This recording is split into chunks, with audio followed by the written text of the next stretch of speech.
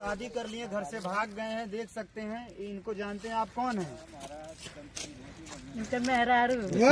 मैं मानती चौहान की बहन नहीं दोस्तों, आप लोग के पता है कि मैं शांति चौहान है और राज के मौसी। और काफी लोगों का कमेंट आ रहा था, तो उस कंफ्यूजन को हम दूर करते हुए एक वीडियो ला रहे हैं, जो कि बहुत ही प्यारा वीडियो है, जिसमें इनसे हम शादी करते हैं और उसके बाद हम लोगों को मार दिया जाता है।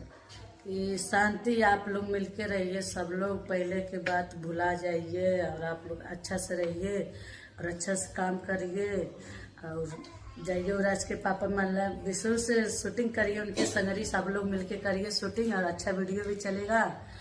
मतलब अमरुद संगरी अमरुद कमेंट आता लेना कमेंट आता। शांति का पहचान मालती की वजह से हुआ है, और पहले भी हम लोग वीडियो करते तो ऐसा नहीं है।